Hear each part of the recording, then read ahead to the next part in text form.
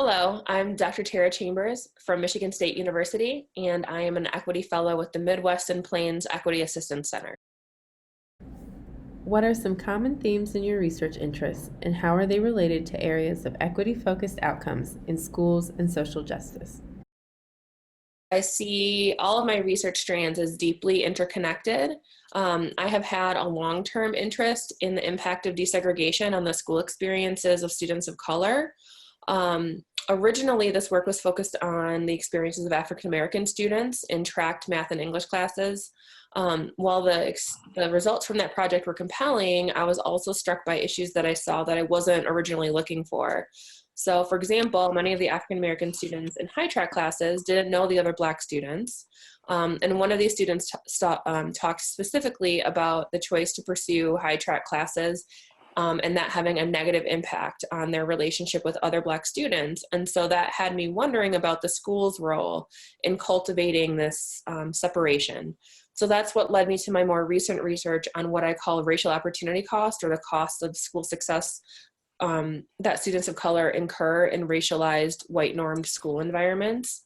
There are many ways that schools encourage students to move away from their same race friends and racial community. And so in this way, these factors interfere with students' academic striving and engagement when we force students to choose between doing well in school and maintaining healthy relationships with their peers. And so to me, this is a fundamental equity and social justice issue.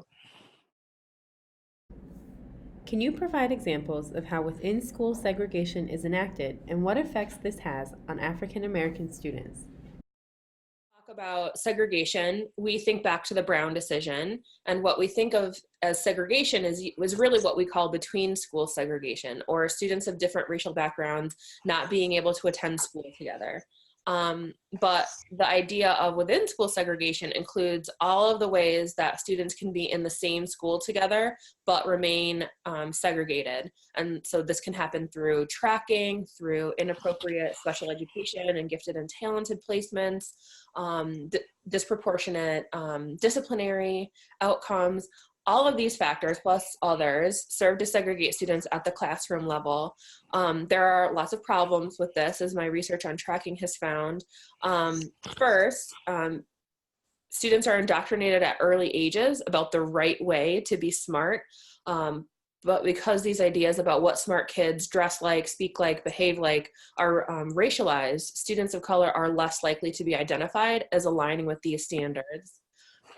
Second, and again at early ages, students begin to be separated based on these, they're separated based on these racialized students. So smart students continue to receive additional resources that pile on advantages, like the best teachers or the best pedagogical practices, as two examples.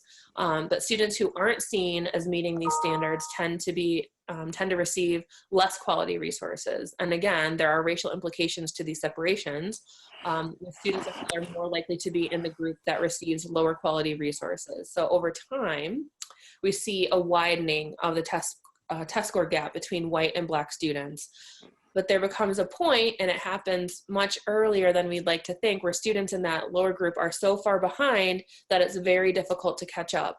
But we as educators create those disparities, which is important to think about. And then the last thing is that, and I think this is the most insidious part of the whole process, because the manner in which these racialized expectations operate in largely invisible ways, students don't have anyone to blame for their situation other than themselves. So the lower track students, Black students in my research, blamed themselves for their situation, even though after many conversations, they were able to point to a number of structural factors that had impeded their advancement over their school careers.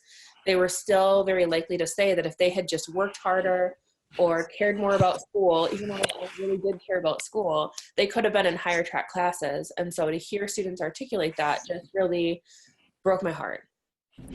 You have an interest in supporting schools and fostering dynamic learning environments that serve all children. What does a dynamic learning environment look and sound like to you? I want students to know that they can be who they are and still pursue academic success. And I want teachers to see beyond a student's dress or speech or behavior and see that brilliance underneath, and know how to nurture that. not all kids are good at school in the ways that we want them to be, but that doesn't mean that they're not smart or aren't capable of doing really well. We just have a lot of work to get there.